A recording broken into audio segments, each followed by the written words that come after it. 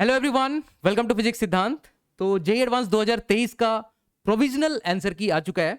हम लोग वेबसाइट पे जा सकते हैं। JEE advance 2023 Guwahati IIT Guwahati वाला जो वेबसाइट है उसमें जाओगे तो यहाँ पे पेपर 1 प्रोविजनल आंसर की दिया हुआ है।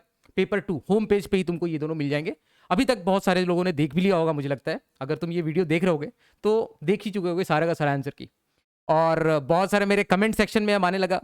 जो मैंने बोनस के लिए 4 क्वेश्चंस बताए थे पेपर 1 और 2 मिला के, उसमें भर भर के कमेंट्स आ रहे हैं। कुछ हेट कमेंट्स भी आ रहे हैं और कुछ लोग तो बोल रहे हैं कि मैंने बोला था ना सर बोनस नहीं होगा, और देख लिया सर क्या हो गया आपके प्रोडिक्शन को, एंड बहुत सारे इस तरह से। खैर, मुझे उससे कोई फर्क नहीं पड़ता है। मैंने अपना पॉइंट ऑफ व्यू रखा था वहां पे। और दूसरी बात कि ये प्रोविजनल आंसर की है, ये आंसर की वो है जो उन लोगों ने सोच रखे थे जेई एडवांस वालों ने, और उसके बेसिस पे सारा जो पेपर उन लोगों ने बनाया था, है ना।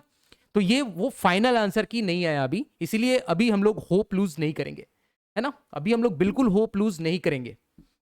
तो ये प्रोविजनल आंसर की है। फाइनल आंसर की नेक्स्ट वीक में संडे को आने वाला है मोस्ट प्रोबेबली। तो संडे तक आएगा। और अभी हमारे पास में फीडबैक, जो भी हमें अंदर से लगता है कि हम लोगों ने किस बेसिस पे उसको सोचा था, उस क्वेश्चन को सॉल्व किया था, उसका क्या आंसर आना चाहिए। अगर तुम्हें कोई पर्टिकुलर क्वेश्चन का लगता है कि ये आंसर होना चाहिए, तो तुम उसको बिल्कुल शांति से, बहुत शांति वाले तरीके से फीडबैक, एज अ फीडबैक तुम आईटी गुवाहाटी को उसको फीडबैक दोगे, है ना। जेई वालों को फीडबैक देना है और बिल्कुल अपने पर विश्वास रखना है। जो भी तुमने किया है ना, किसी से इन्फ्लुएंस नहीं होना है। मैंने भी बताया सॉल्यूशंस बहुत सारे। अगर तुमको लगता है कि ये सॉल्यूशन करेक्ट है, अगर तुमको लगता है, तुम्हारे अंदर से लगता है कि ये सॉल्यूशन करेक्ट है, तभी उसको तुम अप्लाई करो, है ना। या फिर तुमको कुछ और लगता है तो तुम कुछ और अप्लाई करो, है ना। कोई परफेक्ट नहीं होता है, कोई भी 100% नहीं होता है। जो मुझे लगा उसके हिसाब से मैंने वो 4 क्वेश्चंस बोल रखे हैं। तो अभी भी मैंने तो होप लूज नहीं किया है ना। अभी भी मैं कॉन्फिडेंट हूं कि अभी भी मुझे भरोसा है ऊपर वालों पे या फिर जेई वालों पे कि वो लोग इस चीज को देखेंगे। हाँ, लेकिन ये चीज है कि हमें उनको बताना पड़ेगा कि हम क्या सोच रहे हैं, है ना। ये तो हमें एटलीस्ट उनको फीडबैक देना पड़ेगा कि हम लोग क्या सोच रहे हैं, तभी तो वो लोग एक्शन ले पाएंगे। उन लोगों ने हमें मौका दिया अभी कि हम लोग शांतिपूर्ण तरीके से अपने जो भी विचार हैं, जो भी फीडबैक है, उसको हम लोग उनके सामने रखें। तो हम लोग किस तरह से रख सकते हैं उस तरीके से। और दूसरी बात है, मैं बार बार बोल रहा हूं, किसी से इन्फ्लुएंस मत हो। बहुत सारे यूट्यूब चैनल्स तुमको मिलेंगे, बहुत सारे, सबने अपने अपने सॉल्यूशंस दिए हैं। तुम्हें जो सही लगता है, जो तुम्हारे हिसाब से सही होना चाहिए, तुम फीडबैक में वही लिखो। किसी से इन्फ्लुएंस होने की जरूरत नहीं है। मैं बार बार ये चीज बोल रहा हूं, है ना। जो तुमने वहां पर एग्जाम में किया और जो तुम्हें लगता है कि ऐसा होना चाहिए, तो वो फीडबैक फॉर्म में तुम डालोगे, ठीक है। तो चलो हम लोग पहले देखते हैं कैसे करना है, फीडबैक कैसे देना है। तो यहां पर देख लो, candidates can submit their feedback. ये होम पेज पे जेई एडवांस 2023 के जो वेबसाइट है उसके होम पेज में तुम जाओगे और ये फीडबैक लिंक, 2 फीडबैक लिंक मिले हैं। दोनों में से जो भी वर्क कर रहा है, तुम वहां पर उसके फीडबैक में जाओ, है ना। इस लिंक पे क्लिक करते ही तुमको इस तरह का एक कुछ डेटा मांगेगा, है ना, जहां तुम्हारा रजिस्ट्रेशन नंबर होगा, डेट ऑफ बर्थ तुम्हें यहाँ टाइप लिखना है, सेलेक्ट करना है, और मोबाइल नंबर डालना है। I am not a robot. अगर तुम रोबोट हो तो रोबोट इसको सेलेक्ट मत करो, अगर रोबोट नहीं हो तो यहाँ पर सेलेक्ट करके लॉग इन कर लो, है ना। अच्छा, इसके बाद जैसे ही तुम लॉग इन करते हो, तुमको इस तरह का एक फीडबैक फॉर्म मिलता है, फीडबैक फॉर्म मिलता है। तो इतने समझदार हो, यहाँ पर पेपर सेलेक्ट कर लो, जिस भी पेपर में तुमको लगता है कि तुम्हें फीडबैक देना है या फिर उसको चैलेंज करना है। चैलेंज नहीं बोल के इन लोगों ने फीडबैक बोला है कि तुम उनको फीडबैक दो, है ना। चैलेंज करना मतलब तुम, ऐसा हो जाता है कि जेई वालों को चैलेंज कर रहे हो, तो इसका नाम थोड़ा सा सुधार के फीडबैक फॉर्म रखा हुआ है। और सेलेक्ट सब्जेक्ट सेलेक्ट कर लो, क्वेश्चन नंबर, जिस क्वेश्चन नंबर में तुम्हें फीडबैक देना है। कमेंट को बहुत ध्यान से तुम्हें भरना है। कमेंट में बिल्कुल प्रिसाइज रहना चाहिए।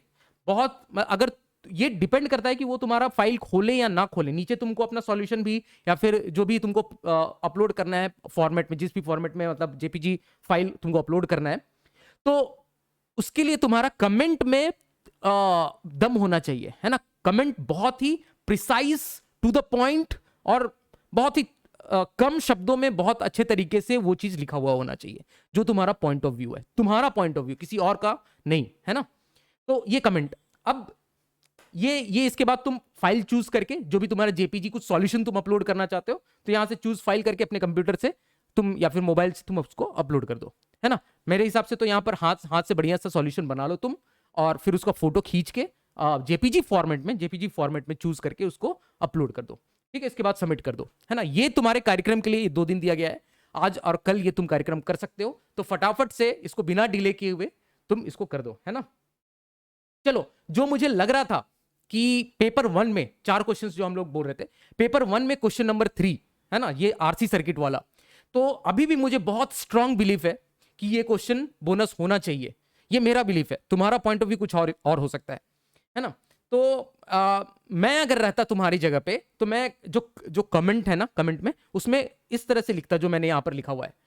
मैं फिर से बोल रहा हूं, ये मेरा पॉइंट ऑफ व्यू है, ऐसा नहीं कि सबको उठा के यही छाप दो। जो तुमको लगता है उसको, मैंने ये फॉर्मेट बस दिया है कि इस तरह से तुम अपनी बातों को रख सकते हो, है ना, प्रिसाइज वे में, कंसाइज वे में, अच्छे तरीके से, कम शब्दों में तुम अपनी बातों को कमेंट में डालो, और फिर उसके बाद नीचे उसका सॉल्यूशंस के लिए तुम जो भी तुमको लगता है, मैंने तो बनाया हुआ है सारा सॉल्यूशन, कंप्लीट सॉल्यूशंस भी दे रखा है, जो वो तीन चार वीडियो बनाए इसके ऊपर, 3-4 वीडियो, उस सबका लिंक मैं तुमको इसके डिस्क्रिप्शन में भी दे दूंगा।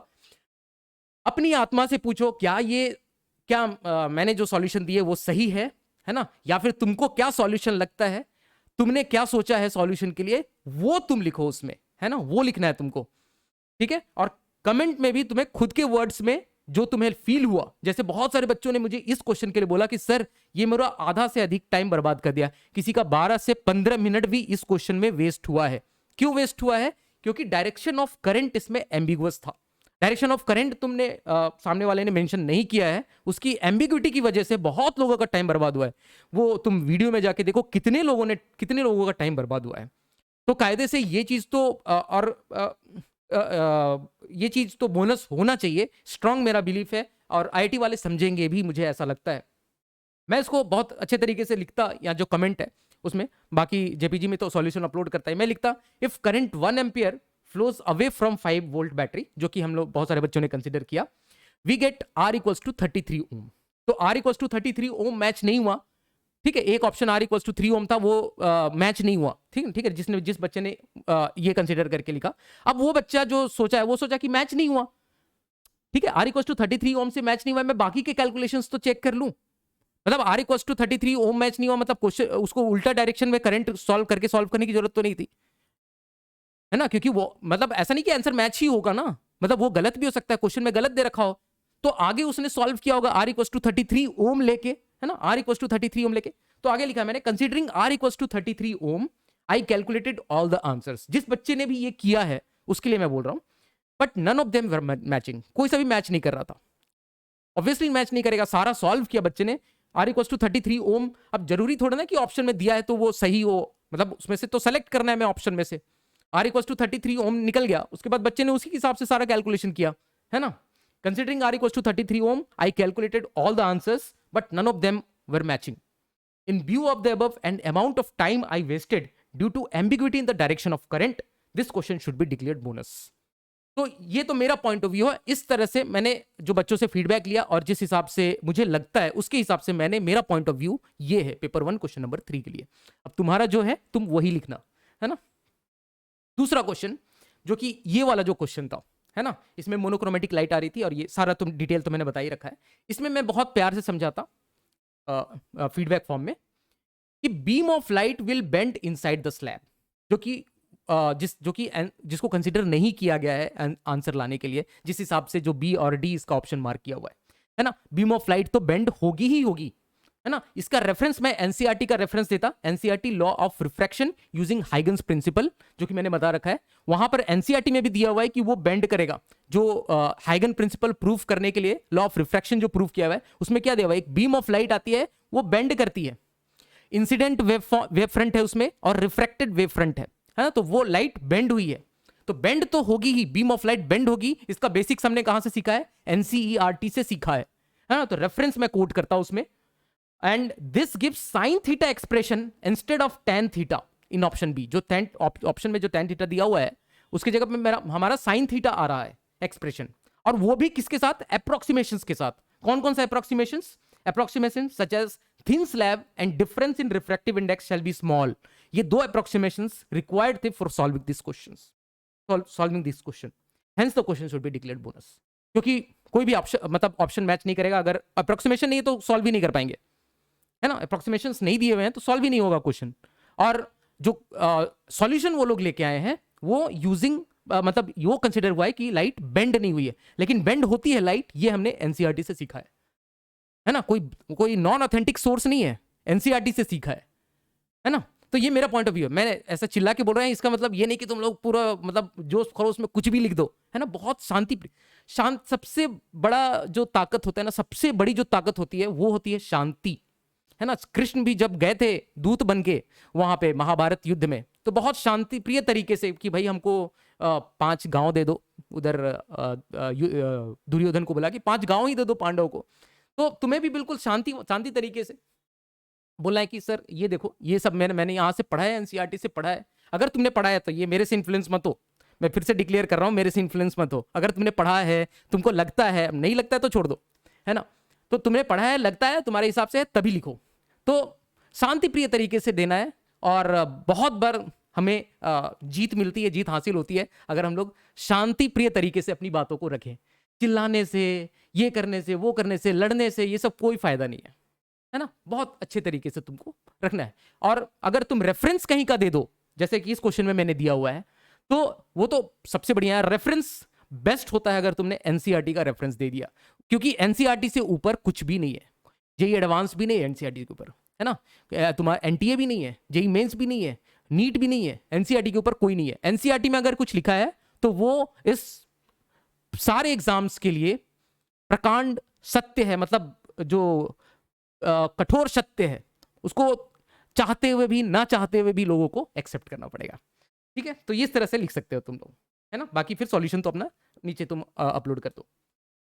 अब ये जो चिमनी वाला प्रॉब्लम है, ये एमआईटी से इंस्पायर्ड था, और बहुत अच्छी बात है तुम लोग मतलब एमआईटी से इंस्पायर्ड क्वेश्चंस दे रहे हो, मैकेनिकल इंजीनियरिंग के हाई लेवल के क्वेश्चंस दे रहे हो, ठीक है। बट थोड़ा उसका अगर वहां से उठाया है तो वहां कुछ थोड़ा सा उसमें ऑल्टरेशन डाला है, क्वेश्चन में थोड़ा सा ऑल्टरेशन किया है।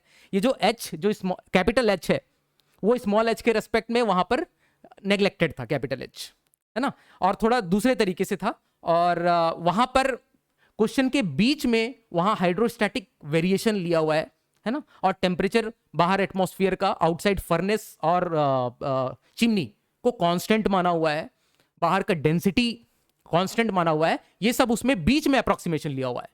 और हमारे जैसे बच्चे, मतलब हम तुम्हारे जैसे बच्चे, और ये अभी हमें जिस लेवल पे हैं, हमें इतना समझ नहीं आता है कि हम लोग इतने ज्यादा अप्रोक्सीमेशंस ले लें। अप्रोक्सीमेशंस हैं, हमें तो क्या समझ में आता है कि पूरा एटमॉस्फेयर में सेम डेंसिटी है, मतलब पूरे एटमॉस्फेयर में सेम प्रेशर है।